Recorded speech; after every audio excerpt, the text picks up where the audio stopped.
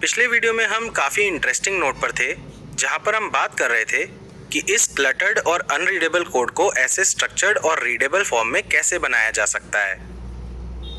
तो एक कोड को स्ट्रक्चर्ड और रीडेबल बनाने के लिए हम कुछ स्टैंडर्ड्स या रूल्स फॉलो करते हैं। दैट इज कि पेरेंट एलिमेंट जहां से स्टार्ट हुआ है, चाइल्ड एलिमेंट उसके 4 स्पेसेस बाद से स्टार्ट होना चाहिए। आप अपने कन्वीनियंस के हिसाब से स्पेसेस ऐड कर सकते हैं, बस ये याद रखिएगा कि कोड थ्रू आउट रीडेबल और यूनिफॉर्म होना चाहिए। जनरली 4 स्पेसेस ऐड करना वेब डेवलपर्स में एक वाइडली अडॉप्टेड प्रैक्टिस है। इन स्पेसेस को लीडिंग स्पेसेस कहते हैं। चलिए देखते हैं इसका क्या मतलब है। तो हमारे सैंपल HTML कोड में पहला एलिमेंट है डॉक टाइप HTML, जिसे हम कुछ देर में डिस्कस करेंगे। नेक्स्ट लाइन में जो HTML एलिमेंट है वो किसी एलिमेंट का चाइल्ड नहीं है और इसीलिए ये बिना लीडिंग स्पेस के स्टार्ट होगा। नेक्स्ट एक हेड एलिमेंट है जो HTML एलिमेंट का चाइल्ड है, तो ये 4 लीडिंग स्पेसेस के बाद स्टार्ट होगा। एक लीडिंग स्पेस ऐड करने के लिए बस एक बार स्पेस बार प्रेस करिए और ऐसे ही 4 लीडिंग स्पेसेस के लिए 4 बार स्पेस बार प्रेस करेंगे। नेक्स्ट है टाइटल एलिमेंट, जो हेड एलिमेंट का चाइल्ड है। तो टाइटल एलिमेंट अपने पेरेंट हेड एलिमेंट से 4 लीडिंग स्पेसेस के बाद स्टार्ट होगा। इसका मतलब है कि हमें 8 लीडिंग स्पेसेस ऐड करनी होंगी। हेड क्लोजिंग टैग को भी हम ओपनिंग हेड टैग की तरह 4 लीडिंग स्पेसेस ऐड करके लिखेंगे और सेम अप्रोच से हम क्लोजिंग बॉडी और HTML टैग्स भी लिखेंगे। इंडेंटेशन एक बहुत ही बेसिक पर इम्पॉर्टेंट चीज़ है जो बिगिनर लेवल कोडर को अच्छे कोडर से सेपरेट करती है।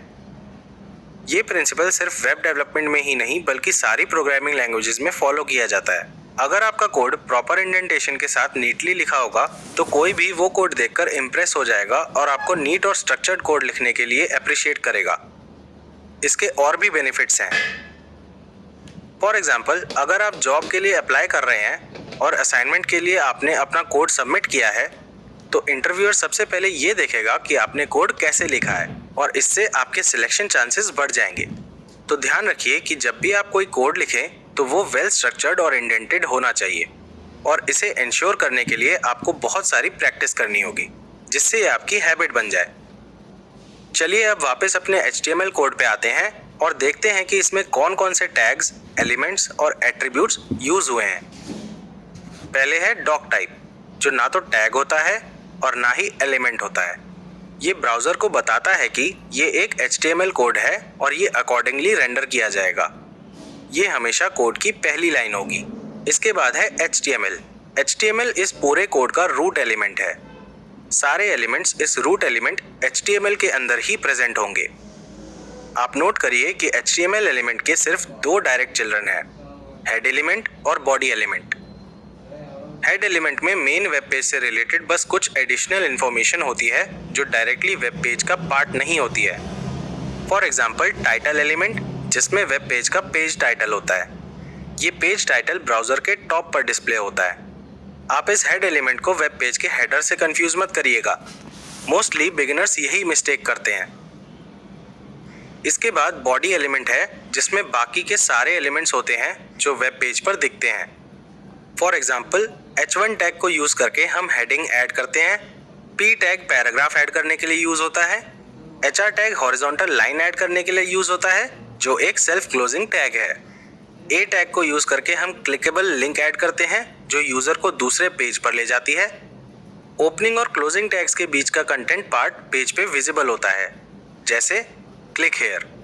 ये कंटेंट एक URL से लिंक्ड है, जिसे हम href एट्रीब्यूट में डिफाइन करते हैं।